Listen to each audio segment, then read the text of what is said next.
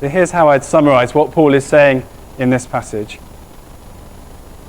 Sorry for the expression, don't hanker after a slave mum. It just means don't desire, don't strongly desire. Don't hanker after a slave mum when you're children of a free mum, Jerusalem above. That's what Paul's saying to the Christians. He's saying don't hanker after a slave mum when you're children of a free mum, Jerusalem above. So go back then to verse 21. This sets up the question that we've been considering all through Galatians. And he says, tell me, you who want to be under the law. And that's the people that he's addressing in this section. Now, at that time, Jerusalem was the capital of those who wanted to be under the law of Moses. The law of Moses shaped everything about the then city of Jerusalem in Israel at the time.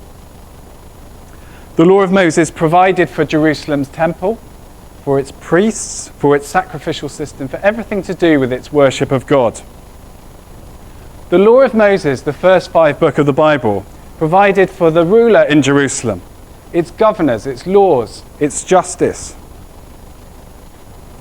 The law provided for Jerusalem's civil society and its sense of social justice. In other words, the law of Moses was the total framework for living that Jerusalem at the time saw itself as embodying. Jerusalem in Israel at the time saw itself as the world leader, the capital of those who wanted to live under the law of Moses, the way as they thought God wanted people to live. And that would have had an effect on the Christians living in Galatia or modern-day Turkey at the time. It might even be that some of them had grown up in Jerusalem.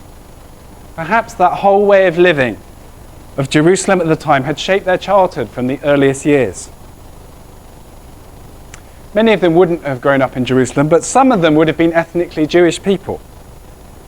They would have felt the pull of Jerusalem as they saw their fellow country people looking to Jerusalem as a capital and a leader.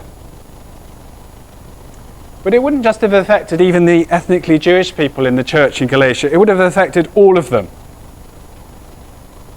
They felt the influence of Jerusalem, which saw itself as the capital of the land which God had given to his people under Joshua.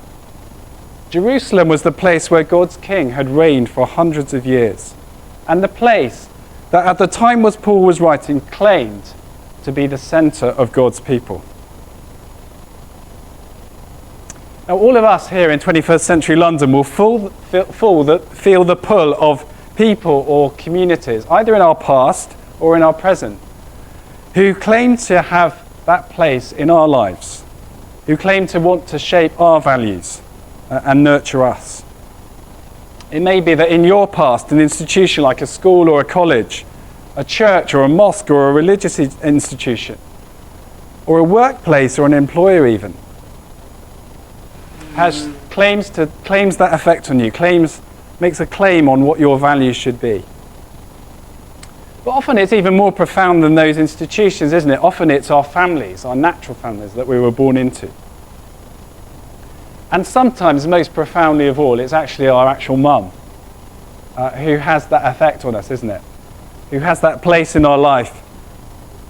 She was the person that nurtured us, perhaps, and looked after us as we're growing up. And often it's her who perhaps has a claim on us as to what our worldview should be like, how we should see the world, how we should think about things. So how are we to think about who we look to here in 21st century London to influence us, to shape us, to nurture us? Who should we get our values from?